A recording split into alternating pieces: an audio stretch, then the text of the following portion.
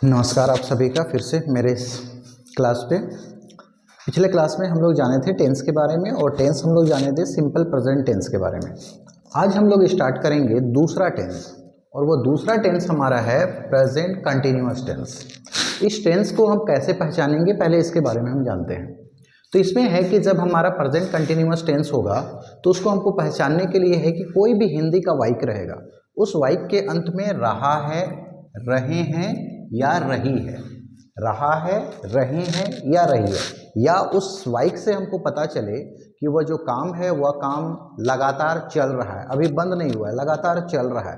तो ऐसे वाक्य को, जो वाक्य हमें बताए कि कोई भी काम शुरू हुआ है और वह लगातार चल रहा है, तो वैसे वाक्यों को हम प्रेजेंट कंटिन्यूअस टेंस कहेंगे।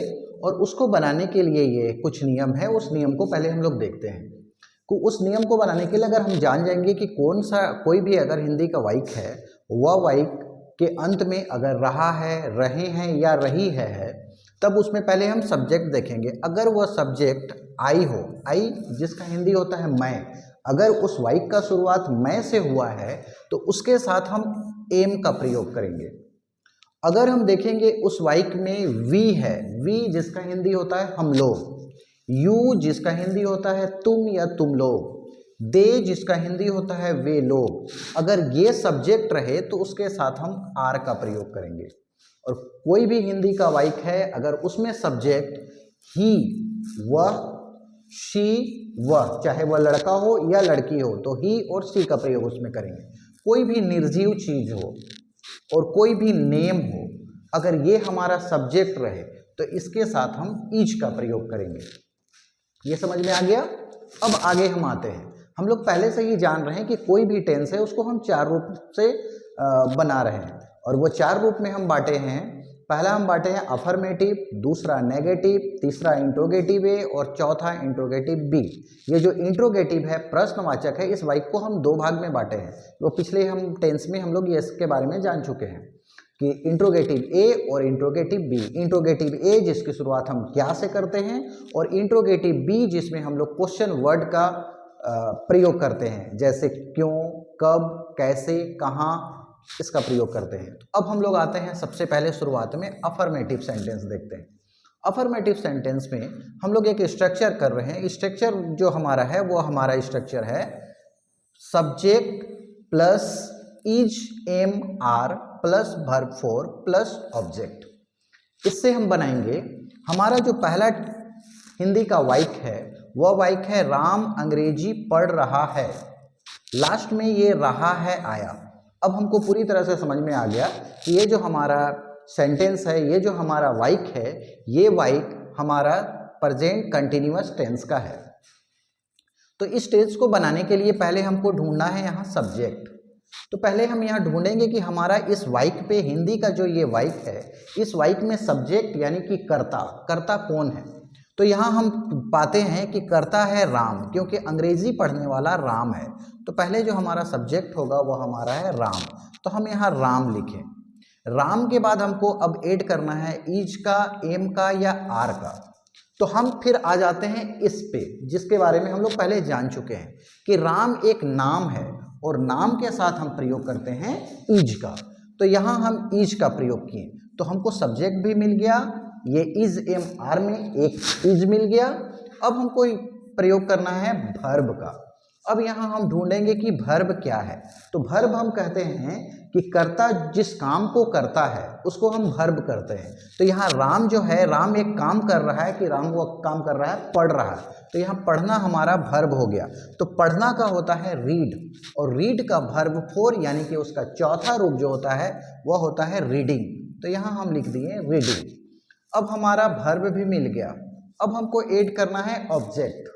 अब ऑब्जेक्ट जिसको हिंदी में हम कर्म कहते हैं, कर्ता जो किसी काम को करता है उसको बताने वाले को कर्म कहा जाता है। तो राम क्या कर रहा है, पढ़ रहा है। लेकिन क्या पढ़ रहा है, तो राम अंग्रेजी पढ़ रहा है। तो ये ऑब्जेक्ट हमारा हो गया अंग्रेजी। तो अंग्रेजी का हम यहाँ लिख दिए इंग्लिश। तो ये सेंटेंस हमारा इस तरह से पूरा खत्म हो गया, क्योंकि हमको ऑब्जेक्ट भी मिल गया, सब्जेक्ट भी मिल गया, इज एम आर में से इज मिल गया, भर्ब हमारा रीड था, उसका चौथा रूप हम ऐड किए तो रीडिंग हो गया, और ऑब्जेक्ट हमारा इंग्लिश। इस तरह से हम पाते हैं कि राम अंग्रेजी पढ़ रहा है, इसका ट्रांसलेट हो गया राम इज रीडिंग इंग्लिश। अब हम दूसरे सेंटेंस पे आते हैं। दूसरा वाक्य हमारा है वे लोग गाना गा रहे हैं, इसके भी अंत में रहे हैं आया। हम समझ गए कि यह हमारा प्रेजेंट कंटिन्यूअस टेंस है। अब हम यहाँ पहले हमको बोल रहा है सब्जेक्ट ढूंढने के लिए। अब हम इस वाक्य पे हम लोग सब्जेक्ट ढूंढते हैं। तो इस वाक्य पे अगर हम सब्जेक्ट ढूंढते हैं तो हम पाते हैं कि वे लोग हमारा सब्जेक्ट है, यानी कि करता है।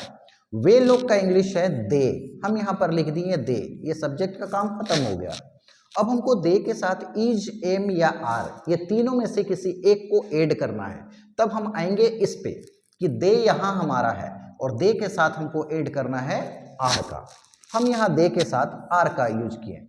अब यहाँ हमारा सब्जेक्ट भी खत्म मिल गया और इज, एम, आर में से आर आ गया, ये भी काम खत्म हो गया इसका। अब हमको इसमें ऐड करना है भर्ब का। अब हम देखेंगे कि भर्ब यहाँ क्या है। तो भर्ब यहाँ है गा, ये गा यानी कि गाना गा रहा है। अगर हम पूरे को मिला देंगे तो ये होगा हमारा गाना गा रहा है, भर्ब और ऑब्जेक्ट दोनों को मिलाकर। तो भर्ब गाना, गाना का होता है सिंग अ सॉन्ग। तो यहाँ हमको भर्ब का चौथा रूप का प्रयोग करना है। तो चौथा रूप का अगर हम प्रयोग करेंगे तो सिंग का चौथा रूप होता है सिंगिंग। तो यहाँ हमारा हो गया सिंगिंग अ सॉन्ग। तो वे लोग गाना गा रहे हैं, इसका हमको ट्रांसलेट किए तो हमारा ट्रांसलेट हुआ they are singing a song. इस तरह से हम पाएं कि ये भी हमारा सेंटेंस पूरी तरह से ट्रांसलेट हो गया। हिंदी हमारा वाक्य था वे लोग गाना गा रहे हैं, इंग्लिश में उसको हम ट्रांसलेट किए तो हमारा नया जो सेंटेंस बना वो बना they are singing a song, उसका हम ट्रांसलेट कर दिए। अब ये हमारा था अफर्मेटिव सेंटेंस। अब हम समझने के लिए इसी सेंटेंस को हम नेगेटिव में चेंज कर दिए। अब हमारा यहाँ आता है नेगेटिव। नेगेटिव यानी कि नकारात्मक। तो सकारात्मक वाक्य को हम नकारात्मक में बदल दिए। अब इसका जो बनाने का स्ट्रक्चर है हमारा इस तरह से, ये नियम है जिसमें हमको है पहले सब्जेक्ट ढूंढना, सब्जेक्ट के बाद इज, एम, आर को ढूंढना, उसके बाद उसमें नोट ऐड करना, उसके बाद उसमें वर्ब ऐड करना और उसके बाद उसमें ऑब्जेक्ट को जोड़ना। अब हम यहाँ आते हैं, हमारा पहला सेंटेंस, हम इसी सेंटेंस को उसमें बदल रहे हैं ताकि हमको समझने में आसानी हो। जैसे इसमें हम किए थे राम अंग्रेजी पढ़ रहा है। अब यहाँ हम आते हैं, यहाँ होता है हमारा राम अंग्रेजी नहीं पढ़ रहा है। अब फिर से हमको यहाँ ढूंढना है सब्जेक्ट। सब्जेक्ट अगर हम ढूंढेंगे तो हम पाए कि हमारा जो सब्जेक्ट है वो है राम। राम ये हमारा सब्जेक्ट खत्म हो गया। अब हमको इज, एम, आर, ये तीनों में से एक को इसमें हमको ऐड करना है। तब हम पाते हैं कि राम एक नाम है और नाम के साथ प्रयोग होता है इज का। हम यहाँ फिर से इज लिख दिए, ये भी काम हमारा समाप्त हो गया। अब यहाँ हमको ऐड करना है नोट, हम यहाँ नोट लिख दिए। अब फिर से हमको ऐड करना है यहाँ पर वर्ब। अब वर्ब हम देख रहे हैं, वर्ब क्या है हमारा यहाँ पढ़ना, और पढ़ना का होता है रीड, और रीड का हमको कौन सा रूप लिखना है, चौथा रूप। तो यहाँ हमारा हो गया रीडिंग, और इसके बाद हमको जोड़ना है ऑब्जेक्ट। तो ये भी हमारा काम खत्म हो गया, ये भी काम खत्म हो गया। अब हमको ढूंढना है ऑब्जेक्ट। तो ऑब्जेक्ट यहाँ क्या है, ऑब्जेक्ट हमारा है अंग्रेजी। तो अंग्रेजी का यहाँ हो गया हमारा इंग्लिश। तो इस तरह से हमारा जो हिंदी का वाक्य था वो था राम अंग्रेजी नहीं पढ़ रहा है। इंग्लिश में हम उसको ट्रांसलेट किए तो वो हमारा हो गया Ram is not reading English. इसी तरह से अब हम आते हैं दूसरा सेंटेंस, और दूसरा सेंटेंस हमारा है वे लोग गाना नहीं गा रहे हैं। वे लोग गाना नहीं गा रहे हैं। फिर हमको यहाँ पर ढूंढना है पहले सब्जेक्ट। सब्जेक्ट हम यहाँ ढूंढे तो हमको यहाँ मिला कि वे लोग का इंग्लिश होता है दे। वे लोग हमारा सब्जेक्ट है, करता है, वे लोग का हो गया दे। अब हमको दे के साथ इज, एम, आर, ये तीनों में से किसी एक को लिखना है। तो उसके लिए फिर हम यहाँ आएंगे कि दे के साथ हमारा प्रयोग हुआ था आर का, हम यहाँ आर का प्रयोग किए। अब हमको सब्जेक्ट भी मिल गया, इज, एम, आर, तीनों में से एक को भी हम लिख दिए। अब इसमें हमको ऐड करना है नोट का, हम यहाँ नोट ऐड कर दिए, इसका भी काम खत्म हो गया। इसके बाद हम आएंगे वर्ब पर। अब हम यहाँ देख रहे हैं वर्ब क्या है। तो वर्ब यहाँ पहले से ही हम लोग सकारात्मक वाक्य में हम जाने थे कि गाना गा रहे थे, यहाँ गाना गा रहे हैं, वहाँ गाना नहीं गा रहे हैं। तो गाना गाना का होता है सिंग अ सॉन्ग। तो यहाँ गाना गाना का कौन सा रूप लिखना है, चौथा। तो यहाँ पर क्या हो गया, सिंगिंग अ सॉन्ग। तो वे लोग गाना नहीं गा रहे हैं, इसका यहाँ पर हमारा बन गया they are not singing a song. इस तरह से हम देखें कि हमारा जो अफर्मेटिव यानी कि सकारात्मक जो वाक्य था उसको हम सेम उसी वाक्य को नकारात्मक बनाकर इस नियम से, इस स्ट्रक्चर से हम उसको ट्रांसलेट कर दिए। अब इसी सेंटेंस को हम तीसरा सेंटेंस में आते हैं और तीसरा हमारा है इंट्रोगेटिव। इसको हम दो भाग में बांटे हैं, इंट्रोगेटिव ए और इंट्रोगेटिव बी। इंट्रोगेटिव ए का शुरुआत हम करते हैं क्या से। अब इसमें हम देखते हैं इसका जो हमारा स्ट्रक्चर है वह स्ट्रक्चर है is am are plus subject plus verb four plus object. इस नियम से हम बनाएंगे। अब हम यहाँ आते हैं तो हमको पहले ऐड करना है इज का, एम का, आर का। अगर यहाँ हमें नहीं पता चल रहा है कि हमारा सब्जेक्ट क्या है और इज एम आर क्या होगा तो पहले हमको सब्जेक्ट को ढूंढना है। तो सब्जेक्ट अगर इस वाक्य में हम ढूंढेंगे तो हम पाएंगे कि सब्जेक्ट हमारा है राम। अगर हमको राम मिल गया कि राम एक नाम है और नाम के साथ इज का प्रयोग होता है तो फिर यहाँ तीनों में से हम इज का प्रयोग करेंगे। तो ये इज एम आर का भी प्रयोग खत्म हो गया, सब्जेक्ट भी हमको मिल गया। अब फिर हम यहाँ आते हैं वर्ब का। तो वर्ब यहाँ है पढ़ना और पढ़ना का होता है रीड और रीड का चौथा रूप हो जाता है रीडिंग। उसके बाद इसका भी काम समाप्त हो गया। अब आते हैं हम लोग ऑब्जेक्ट में और यहाँ हम देख रहे हैं कि क्या राम अंग्रेजी पढ़ रहा है में ऑब्जेक्ट हमारा है अंग्रेजी। तो अंग्रेजी का यहाँ हमारा हो गया इंग्लिश। तो इस तरह से हमारा जो वाक्य था क्या राम अंग्रेजी पढ़ रहा है, इसका हम अगर इंग्लिश में ट्रांसलेट किए तो हो गया इज राम रीडिंग इंग्लिश। इसी तरह से हम आते हैं क्या वे लोग गाना गा रहे हैं। इसमें हम पाते हैं पहले कि इज एम आर का प्रयोग हमको करना है। तो इज एम आर का प्रयोग में से हम तीनों में से किसका प्रयोग करेंगे ये हम नहीं जान रहे, तो इसके लिए हमको पहले सब्जेक्ट ढूंढना पड़ेगा। तो यहाँ क्या वे लोग गाना गा रहे हैं में हम सब्जेक्ट पाते हैं, सब्जेक्ट हमारा है दे। तो दे पहले हम लिखें। अब दे के साथ हमारा पता चल गया कि दे के साथ आर का प्रयोग होता है, तो पहले हम यहाँ आर का प्रयोग कर दिए। अब ये इज एम आर में से आर हम निकाल लिए, सब्जेक्ट भी मिल गया। अब हम यहाँ ढूंढेंगे वर्ब। वर्ब हमारा क्या है गाना गाना। तो गाना गाना का क्या होता है सिंगिंग अ सॉन्ग। ये वर्ब और ऑब्जेक्ट दोनों को मिलाकर हम कर रहे हैं। तो गाना गाना का होता है singing a song, sing a song. इसका चौथा रूप हो जा रहा है सिंगिंग अ सॉन्ग।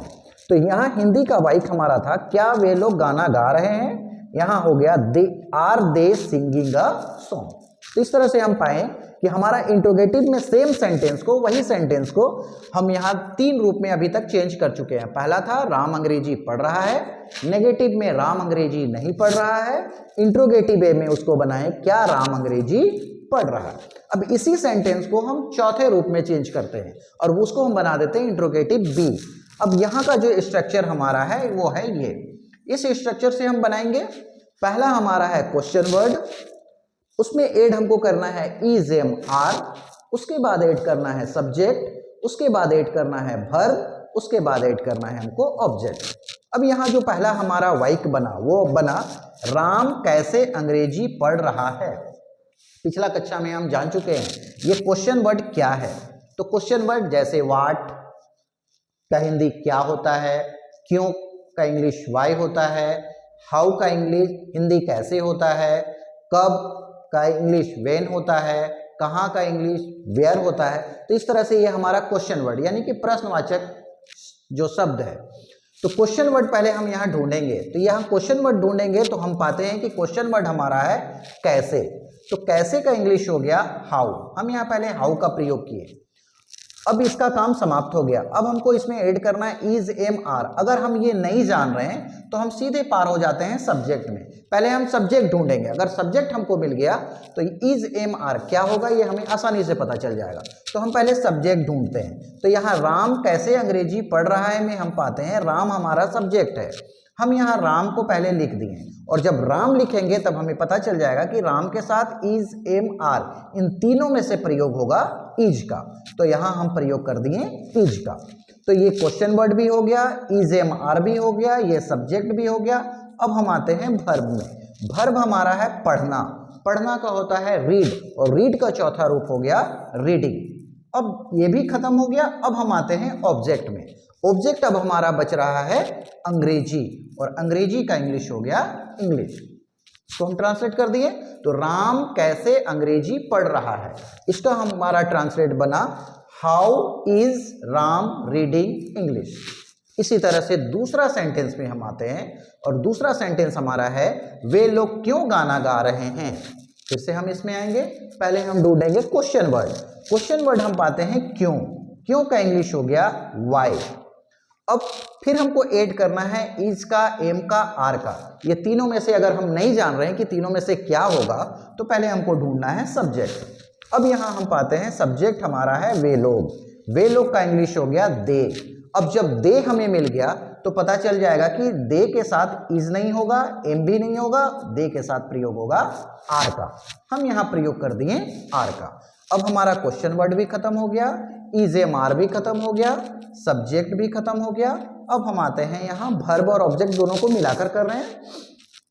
तो यहाँ है गाना गाना, तो गाना गाना का होता है सिंग अ सॉन्ग। अब यहाँ हमको गाना गाना का चौथा रूप लिखना है, तो हमारा हो जाएगा सिंगिंग अ सॉन्ग। तो इस तरह से हमारा यहाँ पूरा कंप्लीट हो गया ये सेंटेंस।